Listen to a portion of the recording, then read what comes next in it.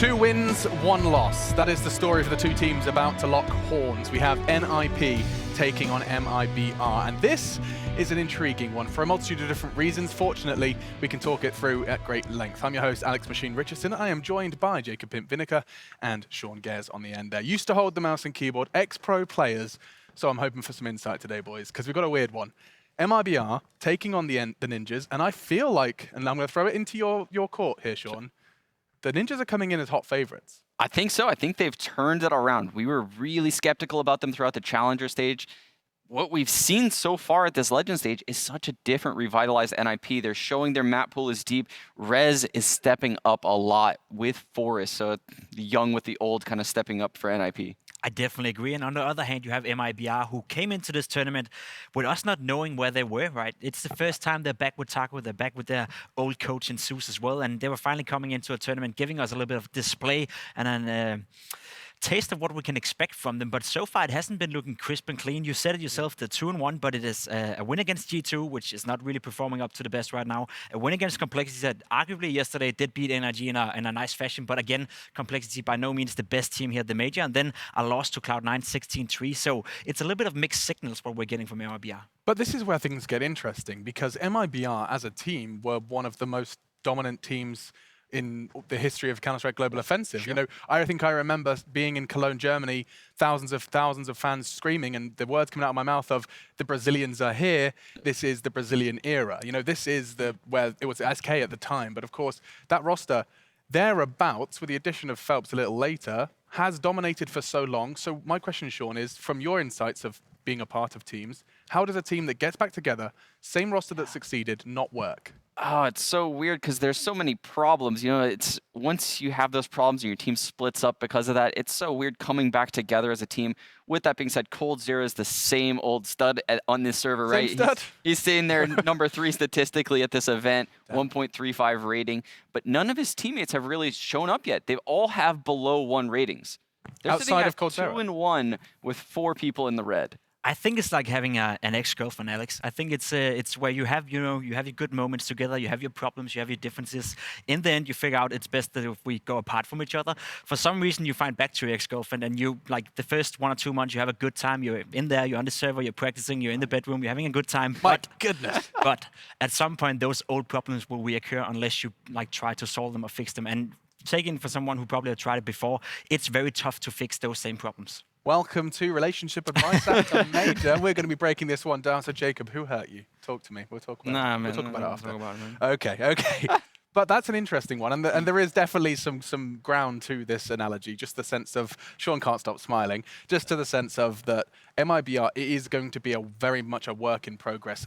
For once, can we say time, Sean? I know it's a taboo word on desks and underperforming rosters. Can I start throwing time around? I feel like they need a little bit of time. I don't know what it is, but it still seems like they lack the communication in the mid and late rounds. And you'd think that would fix now that they're speaking Portuguese again.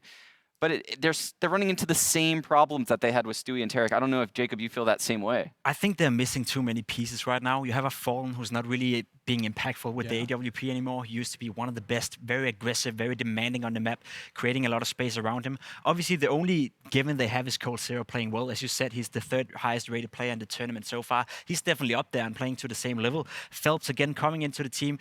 When he came in the first time, he was this very aggressive rifler, like a big talent, a young prospect, but this time around he hasn't come in as hot as he did back then. Taco coming back to the team, I would say he's doing his role, but not more than that. So to me, there's too many missing pieces right now from MIBR. That said, though, we have only seen them play 3 maps, so it may be a little bit too early to tell. Too early to tell, and not too early to hear from the boys themselves. Let's reflect on MIBR as they step into what could be the spot in the champion stage.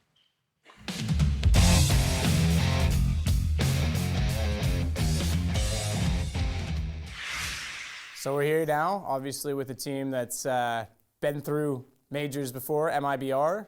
Different name at different times, but you guys technically, as a Brazilian core, won the last ESL-hosted major. Think you can repeat that now? I didn't remember that. I didn't remember now that. that you say it, I'm even more confident. Yeah? That's helps, amazing, right? actually. Yeah, I didn't. That's actually true. Yeah, I didn't remember I that. didn't remember that. Yeah. Thank you. Cologne. Yeah, that's what I'm here for. See? I'm a motivator. Everything's clean. Now it makes sense. It feels like you guys have kind of been here all week because even though you haven't played yet, Taco, you've had quite an impact on this major already. That's true. Yeah, with a few tweets. Yeah, He that's changed true. the I mean, path of the history. yeah, maybe With some one teams, even lost the. It's not legend stage. What's the Challenger stage. Challenge stage. Even Yeah. something even lost in this challenge stage because of this bug. I don't know. Maybe I changed a little bit. It's the Taco patch. In your opinion, though, obviously you were quite verbal about it, and JW and you had a little fun on Twitter. But do you think that this is something that has been a problem for a while? Because most players are saying, "Oh, well, we didn't know about it until recently." And what do you think about that? Yeah, I think the way I approached on Twitter was bad. I even apologized to JW on public and on private as well. But yeah, it was annoying me so much because we were practicing really hard in the last bootcamp we did. I knew that this bug was going on, but I never wanted to use, to be honest. And I think the way the other players thought made me really mad. You know, instead of trying to fix a bug, instead of trying to talk to Valve and hey, there's a bug happening, let's try to not use it. It's not fair. They actually found a bind in game that it could To use it abuse, even more, right? Yeah. to abuse Yeah. the bug. So I got really mad because of it. And when I made the tweet, the two guys that I knew were using it replied. So I lost my mind, and I know that, and it was bad the way I acted on Twitter. But I think my idea was right. Like I just wanted it to end. Yeah, the only thing I can say is a lot of players knew about this already, but some players are better on using it than others. Like I tried this radar thing more than That's 1 true as month ago. I also tried it, but I still have the bind on it, but it just became useless for me because I don't have the skills to use it. Like when I go for those fights, I normally lose them anyway. So for me, it feels useless. But you can see that for a lot of players, it shifts their game plan, and they can get a lot from it. So, when you talk a little bit more inside the game, every time, let's say Inferno, for example, you smoke left side mid, then theoretically, if you stay inside the smoke for the last 3 seconds, you can check up mid without even dying and even have a chance to kill someone. So players would abuse it, and they would get more than they should on some situations. So that definitely changed the game on their way if they can do it. But I mean, it's pretty hard to judge other people because a lot of players knew about that, and for sure some of those did it better, some of them didn't. But in the end, what Taco was upset about is that no one was really trying to fix it, and that's what he was trying to be vocal about. Sorry. My problem as well is that I was using it. I was not bad at it, but I just found it really unfair, even when I was using it. So, I mean, this is not CS. I don't want to get info by my radar. I want to get info because my team has a good communication, or, because I have a good communication. I want to communicate my team what is happening, not look at the radar and see 4 red dots there and communicate to my team. So, I also don't think, just to make sure, I also don't think that Astralis was winning everything because the Glaive or whatever was using the radar. I don't think so. I don't think it makes that big impact of the game. They were winning because they are the best team and they were practicing hard or whatever they were doing. But even though I think it was unfair, the bug, I don't think it made that much impact. No, it definitely made a difference, but Yeah, you it can't made a take away difference. all the other good things they do, right? That's what's just one specific thing that they use it and other teams use it as well. So one thing has nothing to do with taking out from anything they did or something like that. Yeah, it sounds like talking to a lot of teams today, most people were well aware of it at least. Yeah. So it wasn't like it was completely a secret. It goes without saying that you guys think it's a good change that it's fixed. Were you surprised that Valve did it so quickly and pleased by that? I think it was awesome. It's awesome the fact that Valve is listening to us, and I felt really good when I saw the update that fast. It was like 6 hours or 8 hours, something like this. So what we can take from this experience is the fact that they actually didn't know that this was going on. And I remember, I think when we play Astralis, Nico went out on Twitter and also commented, hey, how did he get this kill in one smoke? But it was a different situation because on that specific case, darkly the smoke spin and the guy could see the feet or something like that, but we never really addressed the problem to Valve properly. So theoretically this is the first time, even if it wasn't properly addressed, like this is the first time it gets to their ears and they really see there's a problem, and they came with the solution with 1 day, right? So this just shows that sometimes we're still not doing the right path to get things fixed faster. And the right path isn't Twitter. I will tell you that now, both for fans and players alike. It may not have been published, and I don't know if I necessarily need to bother saying it, but it wasn't just Taco being angry on Twitter that made Valve pay attention. It was also, of course, the admin team actually at the major alerting them to the issue via email before the event did commence. So just be aware, shouting about your problems on Twitter isn't always going to get the right people reacting. There you go. With that Beautiful. said, thank you. Yeah. Did I do that all right? Yeah. We had a 5-minute conversation like, guys, should I say it? I think it's a good thing to mention. Yeah. It is. I don't want people thinking that, oh, I really hate the org. If I tweet about it, Valve will listen. Just shut up. You're wrong. Moving on, though. MIBR, NiP, important. I want to start talking about maps before we even have the veto up on screen, just to try and understand and dissect where the hell is MIBR's map pool? That's the thing, right? Because MIBR haven't played with this lineup in quite some time. So we got a few glimpses of what they can play. They played Inferno against G2, they played Mirage against Complexity, and they played Inferno against Cloud9. So we've seen 2 maps so far. Okay. One of the maps that we're not going to see is definitely going to be Nuke. Yes. I doubt that's going to be part of the map pool. It's never been a MIBR specialty. So coming into this tournament, all of a sudden being able to play Nuke, that would be a huge shock to me. And also considering the videos that we have seen so far, Nuke is not going to be part of this map pool. Okay. In addition to that, I think you can look at their best of ones and kind of extrapolate. This is what I do as an in-game leader. Like, what maps do they like playing? Because MIBR likes playing to their strengths. And in all of their vetoes, they were vetoing Nuke and Cash. So we're not going to see Cash out of them. We're not going to see Nuke, like Jacob said. And some of the vetoes, they vetoed Dust 2. Now, that's because G2 is very strong on Dust 2.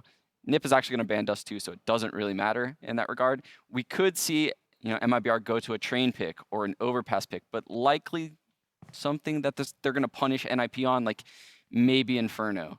Okay, so If you were the in-game leader then of MIBR, you're looking at what your strengths are and looking at what you can count on being banned by your opponent. Yes, exactly. To summarize. And the list we have, before we start taking a look at it, roughly... The maps we can play... So no Nuke, we're not gonna scrapping see Cash. Dust 2 from NiP is going to be vetoed. Cash is unlikely that either will pick it, so that will be floated. Yeah, it's going to be floated in second ban, most likely. So we're going to see a chance of Mirage, Train, and Overpass.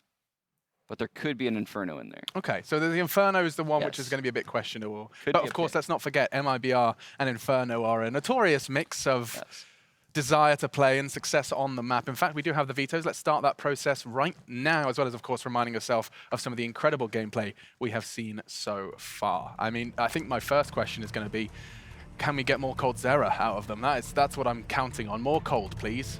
I certainly hope so, because the level he was displaying yesterday and in the tournament so far, it's just been incredible. I think you mentioned it as well, Sean, the fact that he's the only guy right now who's in a positive KD, that's quite amazing. This guy used to be the best player in the world. When he had Taco around him being the support player, there's been a lot of talks about it. Coldzera arguably wasn't as good when he didn't have Taco around him, but I don't think that was mainly down to Taco not being there. That was sort of just like the era MIBR was in. But him stepping up, that's going to be a vital part for MIBR. The question about Inferno is answered, Sean. They're willing to take it to Inferno. And I totally agree with that pick, and the reason being is because I think NiP is a little bit weak on Inferno, so this is a punish pick coming out of MIBR, and that's why I thought it could be in the series. I don't think that that's their best map by any means in the remaining maps. Sure. But it's the best contrast. I very much dislike that pick, to be completely honest. We've seen them play it against Cloud9. They lost 16-3. Obviously, Cloud9, they have their night and day games. We can't really put them into a box and say, this is Cloud9's level, so maybe you can exclude that one. What about the win? The win against G2, that was a 16-12 win, and we were watching the game, and G2 is horrible on Inferno. I don't know why they want to play that map. I don't know why they think they're good on it, but to me, it looked like a mess for both teams, basically. That was just MIBR being better than bad in that regard. Oh, and that's the game where Coldzera was winning rounds with Deagles. And he had to win. He had to win Deagle clutches. He had to go off. Was it 32 frags or something? 2v4s. There's so many rounds that should have gone G2's way, and G2 were not playing well either. So it's to me, we haven't seen anything from MIBR that suggests that they're good Inferno team. But we haven't focused enough on the Swedes. Now, of course, with that covered, we've definitely got the MIBR scene set. On the other side of things, NiP, this is the team that, they've missed majors in the past. Challenger stage, that was the dialogue we had was, can they actually get to the legend stage? Will they have to go through the minor brawl again? Not the case. They've done this, they've got the wins, but now, what is their ceiling? What would you be your answer to that? It's such a hard question because we've seen so many different versions of them throughout these 2 weeks. They've evolved. Honestly, they have, but I don't know. I have yet to really see them show up on a map like Inferno ever, honestly, as I watch Ninjas in Pajamas play. It doesn't really suit them as far as how the utility and teamwork plays out on the map. So I don't know. Obviously, they're great on Train. They're great on Mirage. We keep seeing them play these maps, and they're fantastic on them. The one thing they have going for them right now is Forrest being so consistently good playing. He was doing it through the first stage of the major, being one of the highest rated players. Yeah. He's doing it now, being NiP's best player together with Res. If he can keep that consistent level that high, NiP have a chance of matching the level of Coldzera in terms of individual skill, and that is a win condition for them. Otherwise, if Forrest slows down or if Res is not having a good game, I just simply see them fall apart and play to the same level we saw during the first stage of the major. And the brute force of MIBR becomes clear. You need Res, you need Forrest to just quash and control. You need resistance to stand up against players like Fur, Phelps, Fallen, and Coldzera. It's such an aggressive trio or quadruple of players that can go in against you. Yeah, and of course that we're going to be keeping our eyes on that gameplay when it does commence. First, though, we speak of Res. He has been having some exceptional games, and the highly praised young up-and-coming Swede is ready to give us a quick interview. Let's check in with that. Res from NiP joins me now, and I want to do a quick recap of what happened in your match against Hellraisers yesterday. I think Hellraisers didn't really have an answer to anything we did in the game. We pretty much shut them down pretty early. So I think we were playing an annoying game against them. So. And that was on Overpass, so a completely different story to your game against Liquid. What did you have to work on after that match? Yeah, I think we played really well against Liquid. They are a good team, but we did some minor mistakes against them, and they punished us really hard on it. So. Res, I want to talk about you actually, because as of this morning, you were in the top 5 performers, the top performers of the major. So how do you keep pulling those performances out of the bag? I don't know, I just try to keep my same routine going into every game. I don't try to overthink anything, like I need to just focus on myself and just keep on rolling. Now at the end of today, you could be in that top 8, but you need to beat MIBR first. What's the game plan?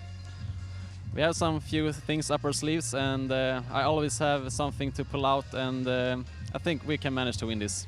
Something to pull out. I like the sound of that. Let's head back to the desk because maybe you guys have got some idea what that might be? Yeah, I'll ask Chad a little bit later, but what I do want to do is actually just start to draw attention on how this series is going to be playing out, Sean. So I'm scrolling up. And the reason I'm scrolling up is because I actually wanted to remind myself of the maps. Thank you, HLTV, for saving my life sometimes. Train, Inferno, and that third one, Mirage. So let's focus on Train. That's our first map. That's our first kickoff of what could be an incredible series. I'm crossing my fingers for it. Best of the day, do you reckon, Jacob? Could be. Think so. Yeah? Okay, Sean's more likely, more expecting of that. But Train, this is going to be my first question. Is Fallen going to be... is he known for being a Train player? Yes, absolutely. I'm going to go ahead and say Finally, someone said it. This is the map where Fallen comes back. He always has monster CT Train halves, and he did last major. I think he's going to have it again. They're going to start on CT because this is NiP's pick. So this is one of those maps where if NiP comes flat into this game, MIBR is going to go off to a massive lead, and they're not going to be able to recover from it. MIBR and Train has a lot of history to it, right? They were the team having, I think it was 18 games won in a row with FNX back when he was on the lineup. Yep. They switched in Phelps. This current lineup of SK back in the days, now MIBR, and they went on to be shit on Train, to be completely honest with you. So, have they fixed those problems? Is Phelps gonna be good enough to play that aggressive pop dog role, or is he gonna be somewhere else in the map? That's what I'm looking forward to see, because again, MIBR to me is a big question mark right now. We have not seen enough from them, and we're definitely not seeing them consistently perform to the level we expect them to, or even the level the other teams that rank them into this tournament expects them to be at. So NiP, I mean, picking Train into a team that have had dominant runs on it, or the core have had dominant runs on it, is definitely a testament to how confident they are on the map. Forrest, of course, in that head-to-head, and a conversation definitely necessary surrounding him. You may be bored of it, I certainly am not, and neither is he. The fact that he's still thriving in a game he's played for well over a decade. Gents, Sean, you're the same age as Forrest, you were telling me the other day. Yeah. Do you think you'd be able to play this game at this kind of level for that many years? Alex, I got by based on calling strategies. I can't do what Forrest does. He's a different beast. I have no idea how he's done it. But he can't do what you do. He has not slowed down at all. I just want to remind you, he can't do what you do. He's Maybe. been asked to win game league in the past. That's not his jam. You two are sweet together, man. No, I just want to build him up because he's breaking himself down here. You know, it's interesting seeing someone undermine themselves. I've never really seen that process before. Don't know what the hand gesture was really about. Guys, last 60 seconds. So let's have some fun with this. Game show time. I want 3 win conditions. You are MIBR. Okay. And you, on the end there, are NiP. We'll start with you, Jacob. Fallen coming back to life, coming back with the AVP, being very assertive with it, being aggressive, creating a lot of space for the likes of Phelps and Fur to be aggressive. Okay. That's a win condition. Obviously, Coldzera. win condition, simple as it is. And then NiP not playing up to their best, having rest, and Forest just going off. NiP Out of their hands. underperforming is a win condition for MIBR. That's a statement. MIBR is not good enough right now. We'll have to see. And then, of course, on the other end there for the Swedes. I think they got to keep Taco to a bad game at inner, first of all. He's starting that bomb site inner. NiP loves going inner. Bully him. They need to bully Taco quite a lot this game.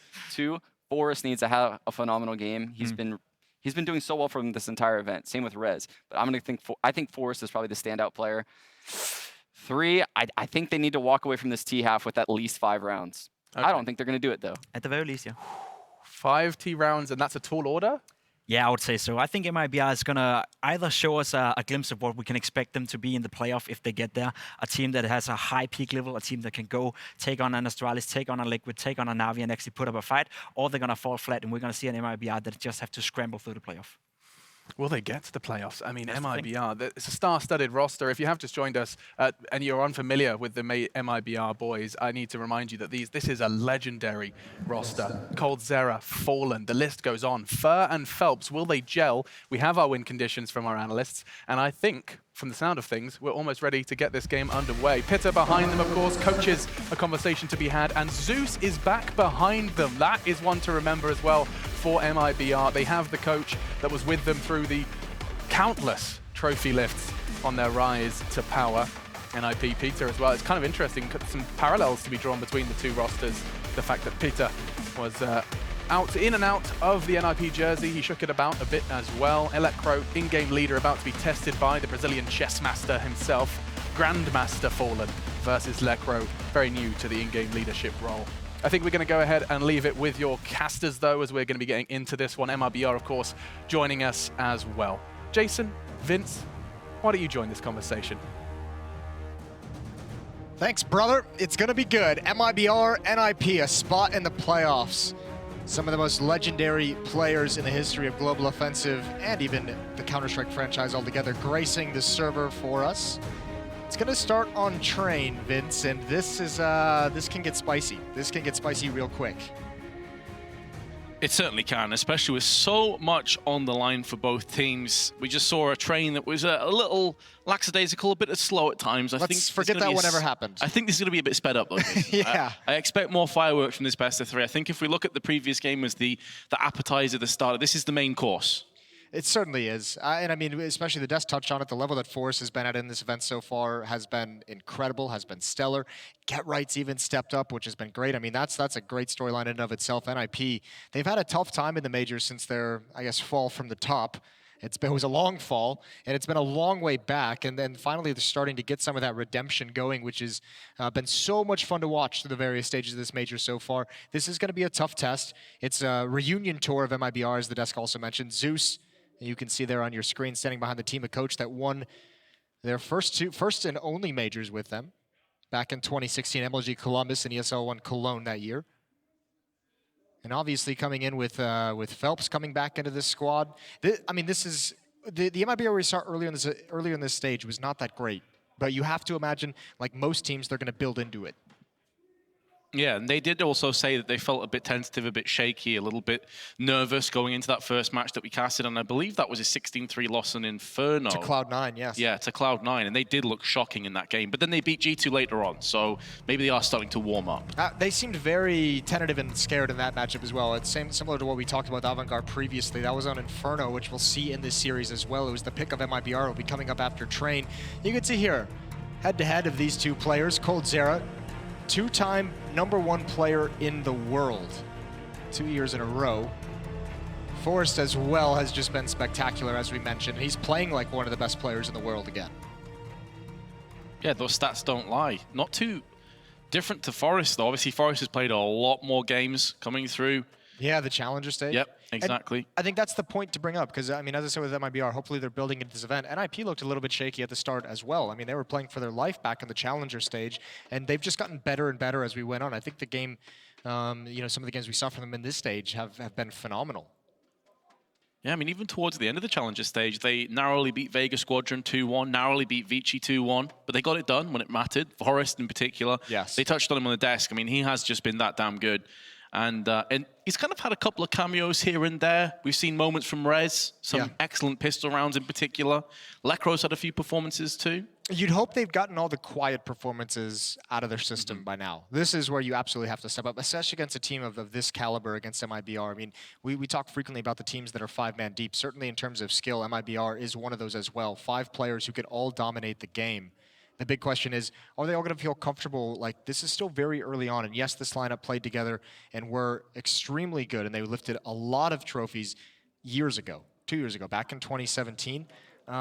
You know, it's hard to kind of rekindle that magic. We've seen some teams kind of try it, most notably Fnatic, but, you know, after the Godsent swap, not able to make it happen. So if you're MIBR at the moment, you're kind of doing something that's very, very difficult. But if you do catch that fire, if you do get that magic, if you do get everyone kind of synchronizing once again, this team can go all the way. And I think that's why there's so many question marks and uncertainties about MIBR, because as you say, like 2 years in CS terms is almost a lifetime. That's a long time to be in other rosters. It's a long time in terms of how the meta shifted, how other teams have also adapted and became better. Like Astralis back then, nowhere near as good, or the equivalent. Liquid back then, nowhere near as good, but yet here we are. There's a lot of teams breathing down MIBR's neck as well in that sort of second rung of the top teams. You've got FaZe up there, you've got Na'Vi showing a great performance. And also, I mean, a thing to consider is MIBR, this is their first event of the year. Some of these teams have played in some officials and they've kind of been able to warm up. I know a lot of teams have had the boot camps and everything, so did MIBR, but not having those officials, and they've touched upon it in some interviews, it's a different feeling when you have an official game, and that's kind of where you feel out what your team is going to be like under pressure and how everyone's going to respond. Either way, enough talking. Now we get to find out exactly what's happening to this Katowice crowd in the Legends stage. Look at that. It's a thing of beauty early on in the event. And we're live into the pistol run. NiP going to be starting on the offense, this T side of Train. Utility on Forest, 2 smokes, or I mean, excuse me, 1 smoke and a flash, and a smoke and Molotov on Lecro. For the MIBR side, it's no kits. It's all armor and pistols. They do not want to retake, they want to win outright. So 3 players around connector. Fast rotation to B or A as soon as some information is gathered. And they may be about to find it out as smokes are being primed for the outside hit. Phelps and Fallen both up in heaven. And they're a step ahead of this potential push. These are going to be great positions. He's going to see over the smokes and give them free reign to smack down some heads with the USPs. And so far, so good. Phelps has got himself one, but here comes Rez. He's been so good in pistol rounds throughout this event. And this could be another round to shine. Get right, gets the bomb planted further. That was rough, but finally just about gets a hold of the spray and claims another headshot. Rez has got 2. He's now perched up in heaven. Now the tables have turned. He drops back down into hell, and it's going to be the end of Fur. Taco, in the meanwhile, comes back with one of his own, but he doesn't have a kit or nades, as we highlighted earlier. So this is going to be a very rough ask in terms of a defuse. And Forest is not going to let it happen. A solid round by the Ninjas in Pajamas. There were so many crossfires set up by MIBR. When you look at that stack initially, you just say this is going to be really, really rough for NiP, and it still could have been, but the smokes did a phenomenal job of neutralizing those. 1 smoke in towards connector meant NiP Rez could just jump past it. There was a player in there that couldn't see anything, and he could get up that ladder. He could find the kill at the base and climb up and have a great perch for the ensuing battle. That T-side pistol round can be so important, and NiP have it under the belt. They have it behind him, and they have a 1-0 lead. Straight into a timeout from Ninjas in Pajamas. In the meanwhile, MIBR will be force buying. This is a wild time to use a timeout. I almost thought it was going to be a tech. As did I. Second round, but I guess, you know, you're on the T side of Train. It's your pick of map. You want to start things off as well as possible. You really do want to convert these things. And, you know, it's interesting. It's not really the new economy change, but that change to the economy and how these rounds kind of work, now that we've had some time with it, when it initially came out, teams were just full saving in this second round. Most of them were. And going into a third round with a pretty strong buy. Teams have gone back now realizing, you know, the extra utility you can have in a second round is a thing of beauty. We're seeing a lot of teams invest in these now. Pretty much everyone at this major. Yeah, at first there was a bit of a knee-jerk reaction, saying, oh, the randomness is going to be spiked, but it also brings a lot more entertainment. A lot more rounds where crazy things can happen. Entertainment is always good. It is. And with MIBR having an MP9 in the hands of both Taco, Phelps, couple scouts, Deagle, the Ninjas can't take this for granted. Some nade damage across the Forest. That's not bad. Soften him up for the scout. Molotov going to be used just to draw out Fallen's position, so he can't really capitalize on that grenade for the time being. Now, we've seen some magic plays by coldzera in the past with the Desert Eagle. He is in a position to perforate some heads if they push on A main, but elsewhere Ivy is being engaged. This draws his attention elsewhere. Now A main is going to push in. They've got so much ground already covered. Here comes coldzera with the Desert Eagle. He's picked up 2, make it 3, and he's still somehow alive. This is another player, another body they're going to have to deal with, and in doing so, it draws out Taco and Fur into the open. 30 seconds to stall this bomb plant. Both Forest and Lecro are low. Make it dead for Forest, and now Lecro's going to somehow try and pull off this 1v2 clutch. Long-range UMP is not going to help him out. He does have the bomb just to his right-hand side, but Fur's going to claim the frag, and coldzera, you can see how pumped up he is. Yeah, he is fired up. That is a brilliant performance from him. So tough to make this work, but he wraps around. Great mobility, great reading of the play. Phelps had called out 1 in ladder room, and he spins immediately knowing what the response is. A beautiful triple kill. He had no one to distract for him either. We're all tied up, and not only do NiP lose that round, they lose a timeout that they use to avoid that calamity. Well, if you're on the fence about how exciting this game would be, the first 2 rounds have shown us a few things. Yeah, we're off to a great start, aren't we? Now it's the Swedes' turn to force buy. Nowhere near as strong as MIBR's was, just a scout and Deagles. But it was the Desert Eagle that was really the linchpin. That's where everything fell into place. Oh! Taco. He presented his skull, and it's taken away from him. Yeah, I mean, the scout tags that Fallen got over towards Ivy eventually became a big factor towards the end. You could see those last 2 players just like limping and laboring with no HP and taking fights that they had to, but with the HP, they didn't necessarily want to. We'll see what NiP can do with this pick. Still plenty of time, so you're seeing a boost up over in these box halls to allow get right time. Hopefully, someone on the rotation is caught snoozing. Not going to happen at the moment. 4 Deagles and a scout. There's a smoke and Molotov on Lecro. They're going to start making their way over towards the inner bomb site.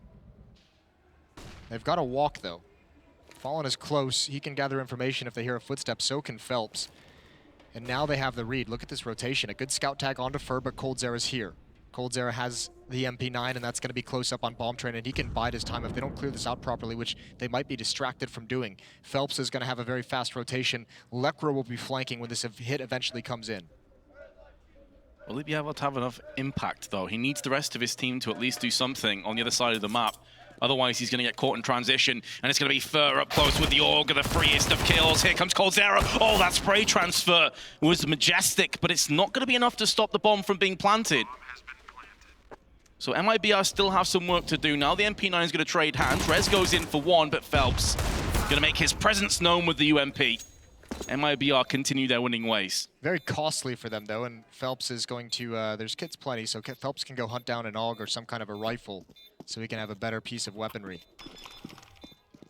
Nice round, even Fur being pulled back by the footsteps from Lecro. I'm surprised he actually made that noise. You probably assumed they were pretty dedicated, no one would be in CT spawn to hear it. But at least it pulled Fur away so that they could get access into the site, get that kill on the 1 defender, coldzera close up, even though he got a double, get that bomb planted. So pretty decent round overall for NiP. They can reinvest some of that cash into this to try and get a couple more kills, but they're going to have to wait till round 5 to really have a dangerous investment. It's the small kind of changes that the AUG coming back into the meta really makes. I mean, typically in the 2nd or 3rd round buy, you're going to have MP9s, maybe an M4. You typically want to play closer range. AUG, you can definitely make the most of it from the backside of the train. And it was the AUG that ended up cancelling him on the rotation, so that may have caught him off guard. Either way, into round 4, the Ninjas in Pyjamas, I was going to say have Rez in A main, but he has been eviscerated by Fallen's up. There's no nades in the hands of the Swedes either, so it's going to have to be raw entries with these Desert Eagles, you have to feel. Chance, Taco, once again presenting the opportunity. He had to sit out the previous round thanks to a nice headshot by Get Right. And yeah, still spread across the map. Forest, T-mid, Lecro towards Ivy. Forest is going to go down to the op, so they know that's in play. Actually, if they already knew that, Fallen got the opening kill. Lecro now, waiting for a peek. MIBR is content just to let them stall out, though. more than happy to play this round timer and use that as an extra teammate. Especially considering that their finances still haven't fully recovered. Losing any players here is going to sting for MIBR. They want to get this flawlessly. They're not going to take any chances. The two terrorists could not be more isolated. Opposite sides of the spectrum, opposite sides of the map. GetRight's just hoping Electro gets one kill to pull Fur back, and then at most he could have, or maybe at best he would have a one-on-one duel Taco. It's not going to happen. That P250 is going to get nothing done. 3-1 for MIBR. They lost the pistol, but recovered immediately afterwards, and that's scary. We saw how hyped coldzera was. Now you have Fallen smiling and laughing. Let's see how the rest of this half goes, but MIBR's done a great job. Outside of that third round, not even really taking a whole lot of damage. Especially considering that they conceded the pistol round. It has been 3 rounds back-to-back after losing the pistol. So a lot of reason to be smiling and enjoying things at the time being, but the Ninjas can easily turn that around, Moses, if they just put a couple of rounds together. And the smiles may start to turn into grimaces. The nade damage, though, is brutal. GetRight and Lecro already close to their demise. Taco didn't see the player crossing. It's Lecro, who even with 31 health is able to rummage together a kill. Fur flashbang consistently. He's going to have to stay in position while spray, while blind, will yield another frag from Lecro. And the only player to bounce back is Phelps. That's not going to be enough for MIBR. They need to start putting some kills together. And Fallen with his orb. Oh, the timing on that weapon switch could not have been worse. Exactly what the desk talked about. Win condition for NiP. Try and abuse Taco early on and see how it works. They've done that with GetRight in the third round. And they've done it again in this first gun round. Able to get past him, even though there was massive, you're right, massive nade damage and even running through the Molotov. That first kill was so important with that kind of HP. If Taco gets that, maybe able to get a second, but if he just stays alive, the rotations are much more impactful and they can just mow down a couple easy players. Lecro's loving that life. Even here, Fur, the spray giving away how helpless he was. Flashbang catches him in the face. Some early exchanges in round 6. A labored buy from MIBR, but this position from Fallen could just do it. Takes a shot when he gets blind and just backs away. So Ninjas in pajamas do have the advantages in terms of weaponry. Every time Fallen's gotten a new position, he's got hit with a flashbang, so he's not having any fun. Drops off the train just for safety, but gets back up immediately. I suppose the good news is there haven't been really pushes behind it yet, so it's flashbangs for naught. 3-player stack from the T's on Ivy going to start to make a move. If they slow peek this, Fallen will be in the money. He'll be in the thick of it. Forrest going to proceed the push. Or perhaps not. I thought maybe he'd go out first, but they are really waiting in position, hoping that one of MIBR go for a peek. Here we go. Smoke going to go down. Was there a Molotov? Did that just extinguish out in the open? Did that just destroy the terrorists in transition there? Fur from the side with the MP9 is going to strike alongside Fallen. And this push has been repelled, completely squashed. Bomb drop, only res remains. He has 30 seconds to try and pull the rabbit out the hat, but it feels that hand is going to get slapped away. Nearly a second, Fur tagged down to 51. But now his position is known. MIBR can lay in wait. Fur peaks one too many times. Overstays his welcome. The downside now for Rezdo is the bomb is dropped just outside of Ivy, and in going there, there's so many angles for him to watch out for. Even if he picks up the bomb, he's a dead man from coldzera. You just saw, I mean, the desk did a great job of setting this up because I'm going to reference what they said again. Pimp taking the mantle of MIBR in Alex's little game show said Fallen needs, you know, we need to see that old Fallen with the AWP. This is a map where he's been able to keep up that level relatively well compared to others. He's so good in this outer train yard because one of the things he's probably the best at as an AWPer is using his movement between shots to really keep himself safe, isolate his opponents. So it's very difficult to trade him on train. He's so good at maneuvering. We saw a flash of it there in that round. Damage done by Rez is pretty nice at the end in a losing effort. Still have MIBR low on economy, and NiP wants to be aggressive. Dennis is already out. Fallen has spotted another one dropping over. Hasn't gotten a clean shot just yet, but he's looking for it now. He backs away. NiP going to progress. Phelps, first point of contact. He goes down. He's traded by Rez. coldzera's responding as well, doing a boost, and so is Fur. Oh, this hurts. NiP do get the bomb planted, but at what cost? So many of these duels just going the way of the Brazilians. NiP are getting into position, but they're losing out on the trades. Ro4 UMP nearly doubles up. Fur in midair was vulnerable. This time Rez in a 1-on-3, but it's post-plant. The CTs have to move into his crosshairs. Can he go massive once again? He's got a Molotov and a smoke. It's not planted for him, Vince. He can't win this. He's going to be forced out, and even though he gets that kill, Fur does enough damage to let the fire finish him off. 5-2, but still, you have to think NiP is going to keep up this kind of pressure. MIBR is so close to getting reset. They haven't been able to build up anything. Fallen played that round without armor. The downside here, Moses, though, is if NiP go in for another buy, they've only got 2 players that can get AKs. It's a question of how aggressive you want your game plan to be, because if you're NiP and you keep buying and you keep having these investments and keep pressuring them, if you don't ever win it, then it just becomes a disaster because you don't have the strongest buy possible. You're playing that economy game, that tug of war. So this one they are going to sit out. I think they were a little bit uninspired by the number of AKs they could bring out, which I think was only maybe 2. Yeah. 4,100 and 3,900. Everyone else, about $3,000. So it would have been a very poor buy. At least with this half buy, it does afford them still some threat and a Molotov, plus the buy on the horizon in round 9. Oh, that's the perfect way to start. Fur on box halls, able to do damage. If he walks into this Deagle, though, things could get spicy. However, he holds the line, hasn't lost any health, could go in and spray down the rest, decides to just back away. He knows Phelps is now watching his back. Well played by Fur. And Phelps going to clean up the rest. Can Dennis maybe regain, I was going to say, the mantle of Pistol God, because he's been quite mortal recently with the pistols. Yeah, he has been, hasn't he? But that's a big no. Good round for MIBR, only losing Taco. But NiP surely has to sense some weakness at that inner bomb site. They've been able to find that pick a couple times. They've been able to get into that site and plant at the very least. And if this isn't a stack, if Fur isn't there, this round likely goes his way. If Rez hits a second stunning shot, they might actually win that one. Either way, it doesn't happen. And even though you sense weakness there, NiP experienced enough to realize you eventually have to have success outside to really be able to exploit that. Those hits haven't been successful. Taco gets aggressive. coldzera's here again. So they heard the aggression up lower ramp, but they're going to expect the AWP. There's the Molotov. coldzera deciding not to stand in the flames, not trying to get a shot, but he is sticking around for when it disappears. Oh, right at the end of the Molotov, and he's found it. Beautiful, beautiful play from coldzera. The Molotov to cover his retreat. And an opening kill for MIBR. The audacity to go for that peek, knowing there must be multiple players in box hole, is unbelievable, showing the confidence.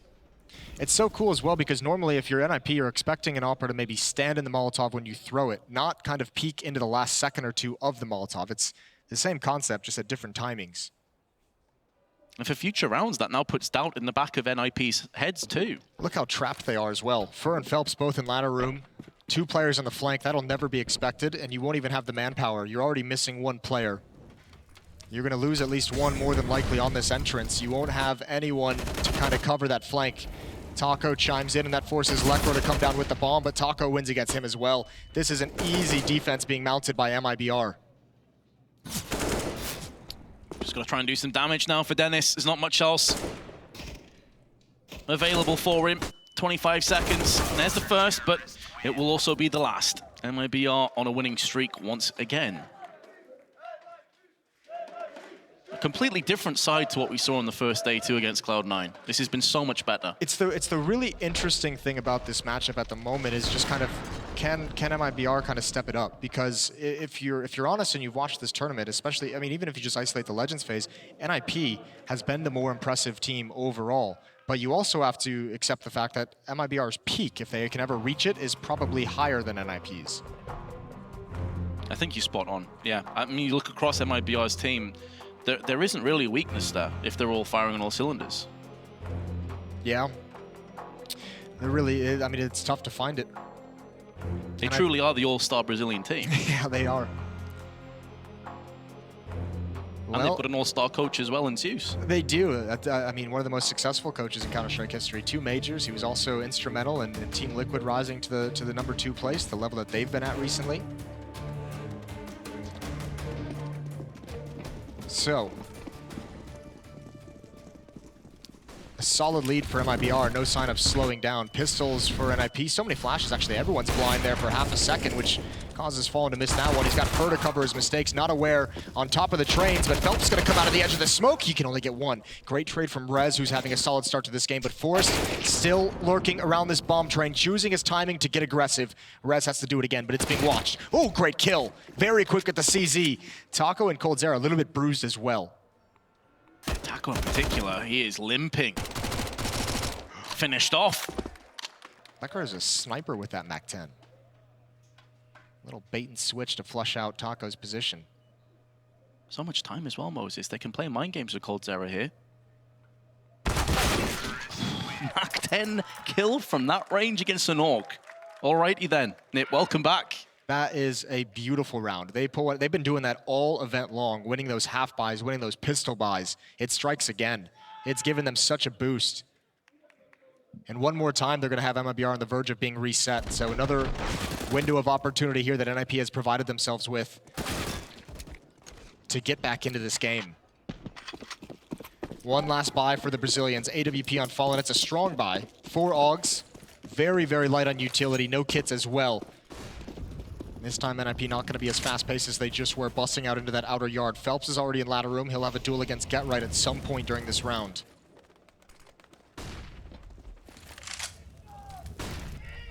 The Swedes on the brink of breaking MIBR's bank. Heavy stack on Ivy. This is where a lack of utility may actually hurt MIBR. You typically want to cordon it off with a smoke or a Molotov. GetRight's trying to bait as much as he can down Pop Dog, but Phelps is having none of it. And now the strike in effect. It has been pressed down. Phelps going to get the better of GetRight. That's solid work. He's going to lock off one of the angles. Forrest gets an entry, but it's looking pretty tentative right now for NiP. It's looking precarious. They line up. That was so nearly a 2-for-1. NiP have thinned MIBR completely out in it. All isolated across the map. Completely different avenues of re-aggression. Yeah, these flanks are going to be huge. Obviously very aware of ladder room, the Molotov that went in. Rez has to win that. Low HP Phelps takes the point of contact. Fur now far away, and I don't know if MIBR can get back into this. Remember, no kits, so this has to be fast. There is an HE grenade on Fur, but no one low, and that's a big win for Rez. Fur's still going to move forward, and he's going to get dropped as well. NiP, 2 in a row. They've done it. Very effective offensive side so far for the Ninjas. And those smiles suddenly disappearing for MIBR. Yeah, all that laughter. As they realize they're up to some USP rounds more than likely. They can't really afford to invest anything in this. We saw that defense in the last game, if you were tuned into the Na'Vi Avant-Garde. I touched on it a number of times of that kind of style of guarding Ivy from the middle, from the bomb train, from that middle train, and how quickly it can collapse. You saw it there. Just one piece of misrotation from one of the players, and he's exposed to the Ivy push. Rez gets dinked. He has had a blistering start to this game. 16-8 on Rez at the moment. Dennis knows there's one up top waiting for the peak. Forrest is going to get it. USP's ringing out. All 3 players in or around connector, a vertical stack. Forrest doesn't check for it. Now he knows, but there's one way up top as well. There's not much more coldzera and Fur can do, especially as a nade lands at his feet. So a 5th round for NiP. And the next buy isn't going to be great for MIBR either. They're going to be missing an AWP, which they've wanted on Fallen as much as possible. They'll have the AUGs out. This is a real chance for NiP to have not just a good half, but an incredible half. They're already 5. Their choice of map, their CT side we know is pretty damn strong, especially with the AUGs now in place. But as you touched on, lack of utility, no kits again. It was lack of smokes and Molotovs that hurt them last time around. Very aggressive pushes from the Swedes.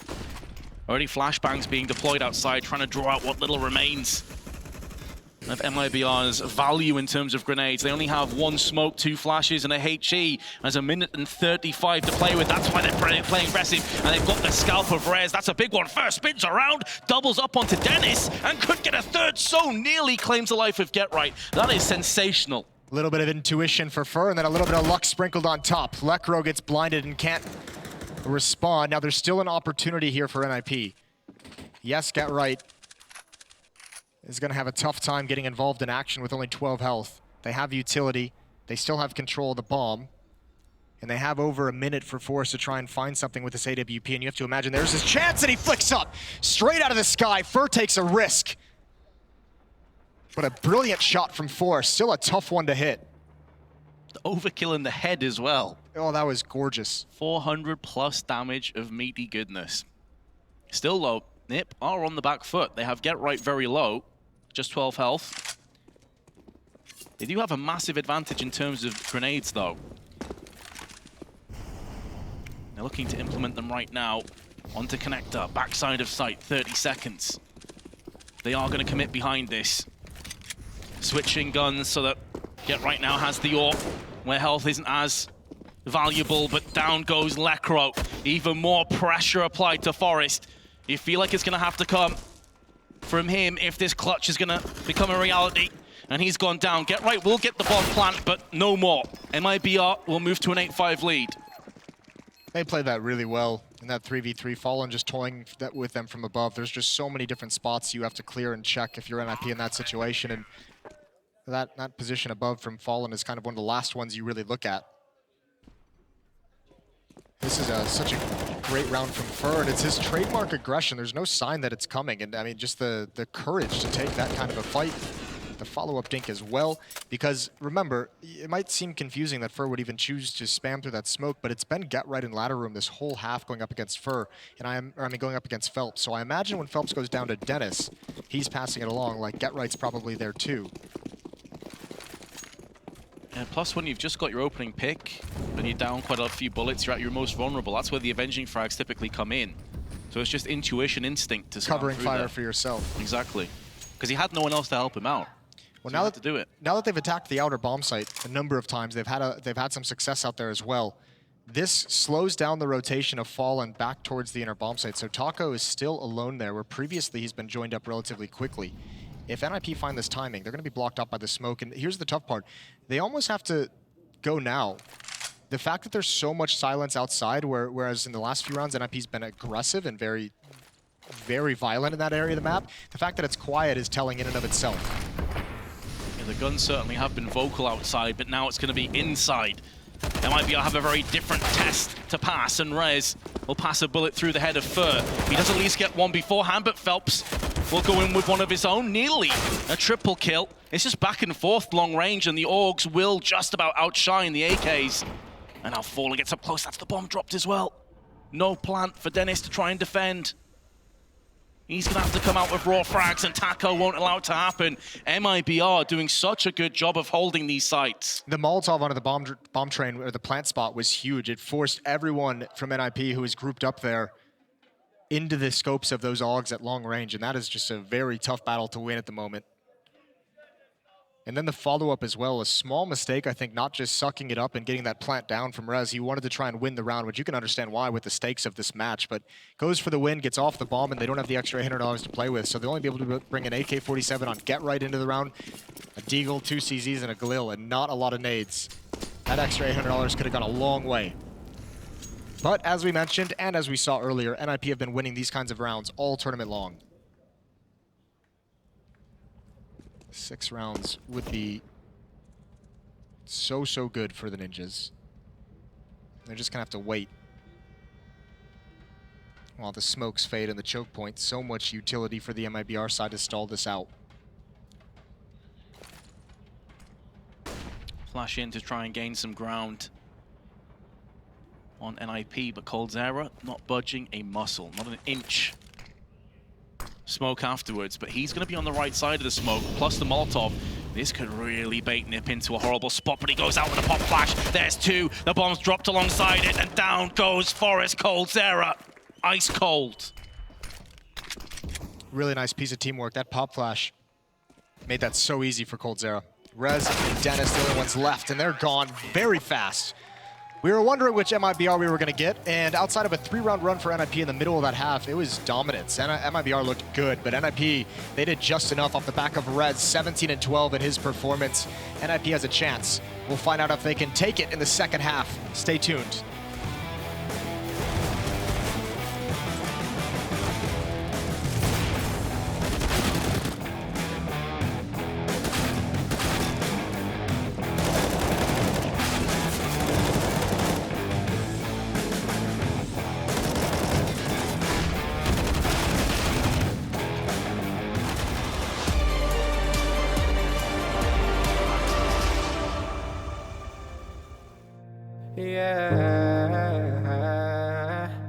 reminded myself to just let go.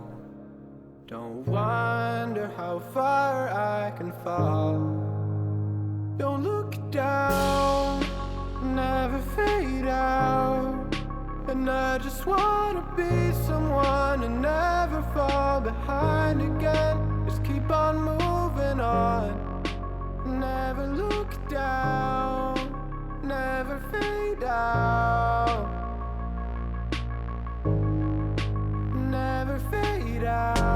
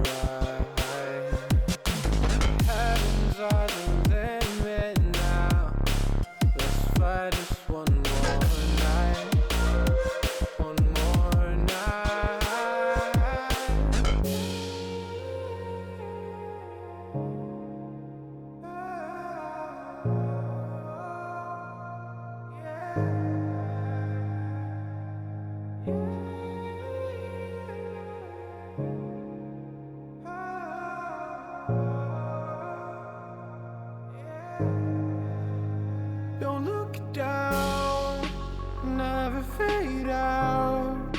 And I just wanna be someone and never fall behind again. Just keep on moving on. Never look down, never fade out. Never fade out.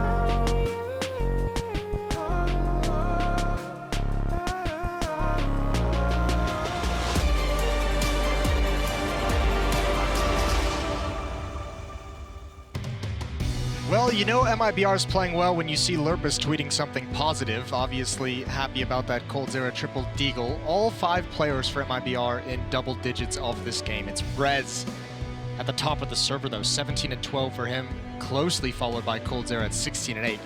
That's a good half, 10-5. I think that's respectable for both sides of the map, and everyone's going to be pleased, and we might just have a grind it out, duke it out game here. We might, but someone needs to get a chiropractor for Rez, because his back is absolutely killing him. He's carrying hard right now. Someone needs to help him out. Yeah, he's doing a lot of the work, isn't he? Which is good to see if you're NiP, just because they were so labored when he was having the tough time. Force is going to have a chance to get involved. He's been great, quiet first half, and he's going to get pinched from team mid. No one's watching that. He's down without a fight. And that's the thing. If you lose track of that one lane, things can go sideways real quick. Fur's on an ace. He's picked up 4 kills already. He's looking to try and finish off with a Glock. Is he going to get it done? Yes, he will. Fur with a pistol ace. Right off the back in the second pistol round, and that's a round that Ninjas desperately needed. Yeah, no fear whatsoever from Fur. He gets down there so fast, and NiP just lost track of it. No one had eyes on it. That was such an aggressive run up Ivy that I think so much of Ninja's communication had to have been focused on that part of the map, and no one was able to cover the cross. Fur gets in for free, and he's just on a tear. That's a great follow-up shot onto Rez, and then he's cleaning things up for the rest of the way. He's got his broom out, sweeping them all into the frag department. Beautiful. 11-5 now. 5-10 is a good score. It hurts a little bit when you win the pistol and lose the second one, as NiP did in the first half. And they're not going to invest into this second round. They have one flashbang on Get Right. He's back deep in towards connector, so they're hoping that MIBR is going to do an aggressive play and try and take this outer bomb site. His flashbang can turn the tides, but all of NiP is actually going towards inner. The bomb is leading the way even. Taco's got that. UMP spray on the other side of the map. NiP may assume this is just a fake, but of course we have the benefit of knowing that's not the case. Coldzera is going to show his hand. And the Brazilians move forward, stomp their way into a 12-5 lead. There is absolutely nothing for NiP to come back on this site with. They probably shouldn't even be here. Yeah, they're just feeding money at this stage. Yeah, this bonus money from the SMGs can make things so difficult for them. Now, that's a good trade to stop that from happening, from stopping to like hemorrhage the gift of cash flow. But Phelps is still around with his Mac-10 coming in from the back, and they're sitting around waiting. Firing squad towards spawn ramp. Phelps is at old bomb. He's clearing the corners. He might just have a field day. Yeah, this kind of range, the Mac-10 is going to struggle to finish off all the players, but it's not as if there's much firepower to counteract, and Coltero will be the last player to strike in the round. 12-5, 7th-round lead, but as you said, it wasn't an investment, so NiP will now have enough to play with. Yeah, but they don't have a lot of rounds to play with. MIBR is just 4 away from taking this first map, and it's NiP's pick. So this is a pretty dangerous scenario for them. NiP need to get started right away. Again, much like the pistol, they're going to have no kits. All 5 NiP fans going for a chant. One per round. Yes. It's a sad day for NiP, isn't it? Tough state of affairs. I mean, they've got to get behind someone. We don't have any Polish teams, unfortunately. That's true. And obviously, I think Polish fans are, with the fact that their teams and their stars here are such legendary players and historic players, I think it's pretty easy to get behind the NiP guys. NiP does have a very loyal fan base, which is cool. On the other hand, so do the Brazilians. Oh, yeah.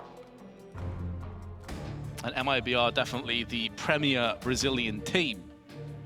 I'll tell you what though, Vince. I mean, jokes aside and everything, and fan bases aside, every team watching right now at this MIBR lineup is just no one wants them to hit that peak, to hit that mode where they know they can be dangerous. That could be a huge wrench into the rest of this tournament, into the rest of this major, if MIBR shows up in stellar form, or if they build up into it. I'd say they're not quite reaching maximum speed, but they're getting towards the right side. They're going to get better as this event goes on. Qualifying here would be beautiful.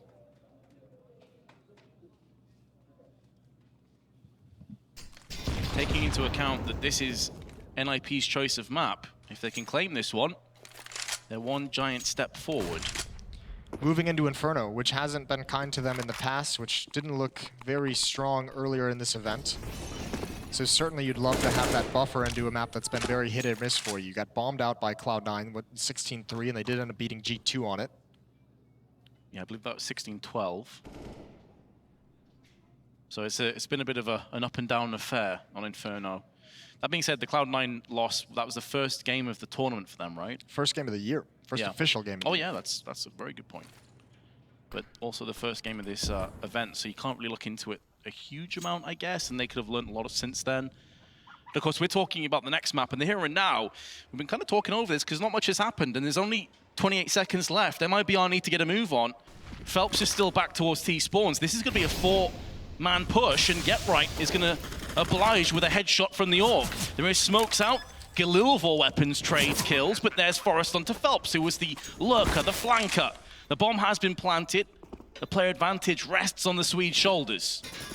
No kits though, remember, Vince. This has got to be pretty fast. About a third of the way through this bomb timer, and NiP now starting to move. Rez is going to come in very, very late on the flank, and he might have to hustle a little bit. They can't hold out very long.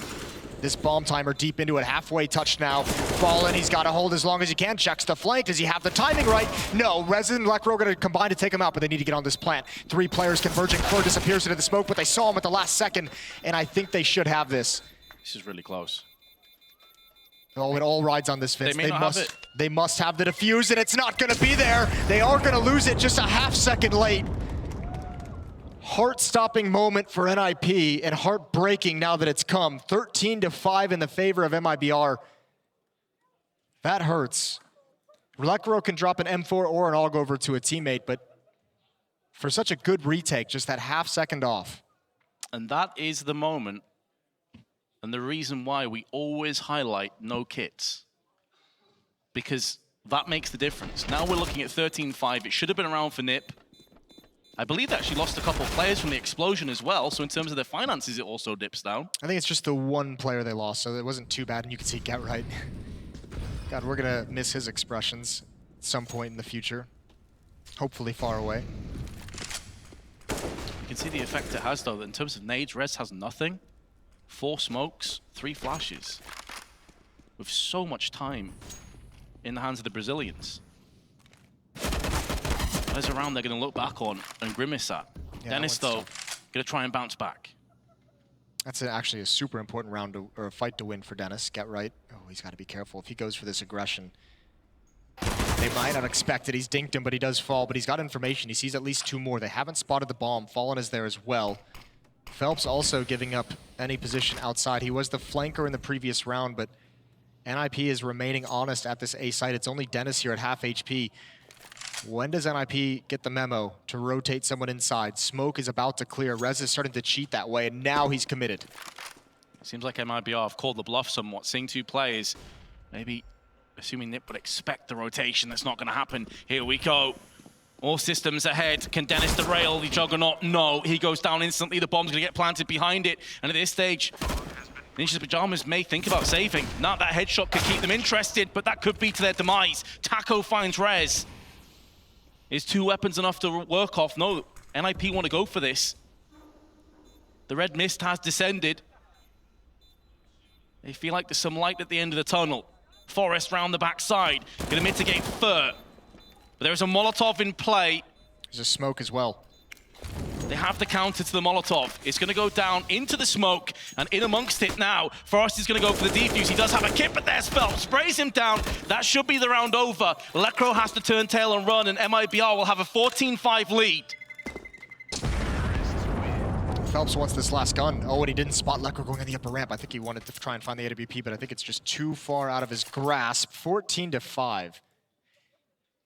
Still, though, I mean, it's been costly for MIBR to win these rounds, and they're going to be fine with it just because they're so close to victory, just 2 rounds away in this opening map.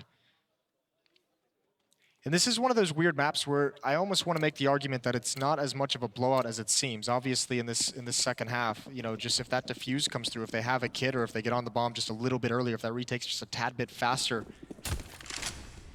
then this can be completely different. But at the end of the day, none of that matters. 14-5. A statement from MIBR in this opening map. A statement that all of the teams will heed, but maybe the Swedes can still somehow, someway carve a way back into this, but now it's MIBR. The ebb and flow of this round is going in favor of the Brazilians. They're looking to surf the wave to victory at this stage. Fallen, not going to be deterred by the grenade. One of the last 2 nades in possession of NiP. Did Get Right just spot him? I think they both spotted each other, but Get Right wanted to be the aggressor, and he kind of peered over towards T-mid, hoping that Fallen wasn't going to come back, and he did. This is so much time for MIBR in this 2-on-2 to just sit around, and now they know where Dennis is. Dennis has to get aggressive, has to try and catch him off guard, cannot just sit in place, holding the angle with that AUG. Double peek from Fallen and Taco as they work around, and there's a great shot. Quad kill for Fallen in the round. Smiles and high fives all over the place, 15-5.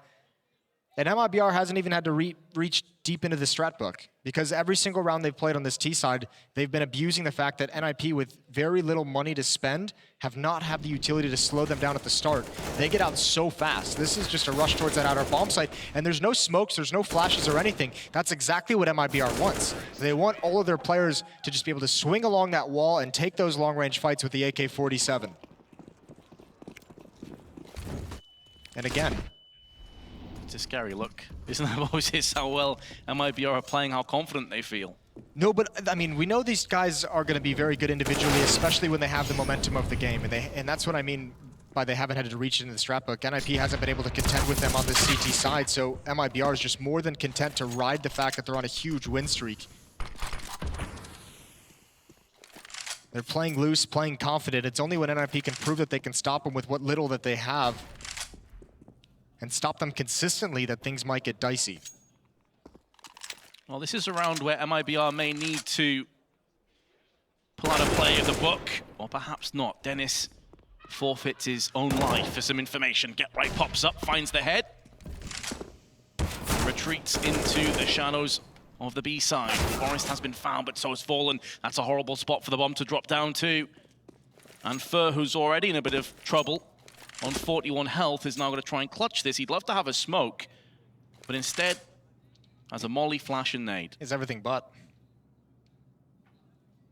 One nice shot to Get Right. Rez is outside looking for the flank, so that bomb for the moment can be picked up, and there's the spot.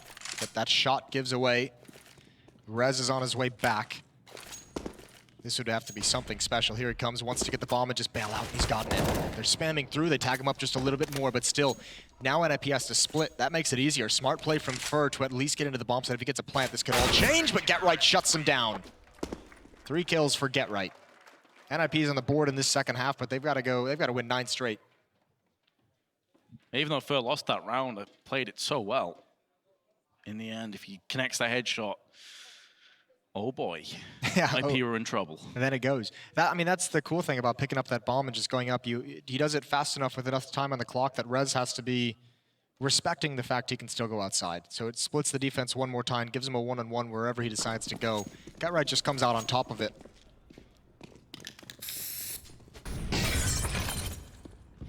So in terms of round 22, it is going to be an investment all up with the scout round the corner. Oh, and it couldn't have been a worse adversary. As far as NiP are concerned, it's that Starman and Forest has been put down. Really only Rez has been outperforming him. Fallen is so dirty. That's not the Fallen that you want to have to play against. It was one of the win conditions, wasn't it, on the desk? Yes. Have Fallen perform. Safe to say, he has been so far. May not be done just yet either with the scout. Oh no, NiP. Fur with a drive-by headshot, the Desert Eagle, not even taking a single bullet of damage. They're just exuding confidence at this moment. And they don't even have utility to execute any kind of a set piece, so they're relying on these kinds of picks. NiP, still a decent chance to win this round. They're gambling towards the inner bomb site, though. That's a big kill from Rez. But equally, that lets Fallen know exactly where he is. Fallen needs to pass the bomb over so he can stay at range with his scout and cover his teammates. And this might be the last position that NiP is going to expect it. Rez is aware of the possibility, gets into safety, but that'll yield the bomb plant. 20 seconds though, Moses. MIBR have got to start moving in. Surely they saw him. Have now. Barrel the gun sticks round. Fallen finds his second scout frag. Is this the beginning of the end for NiP on train? Ro4 and GetRight will do their utmost best to make sure it's not the case, but he's going to get spot from behind the M4A1S from coldzera. Will pounce on Ro4, and GetRight finds himself in quite the predicament. Not able to get it done, and coldzera finally does, but he's lost half of his health, and the rest has been taken away. From Fallen comes full circle. MIBR in style takedown train. Now that is what Brazilian Counter-Strike looks like. We've been waiting for its appearance in this event, and finally it shows up. 23 kills on Fur, an ace in the pistol round, 20 on coldzera. Fallen just dominant with the scout. And you can't argue with that scoreline. 16-6 is the opening map. We're going to head to a break.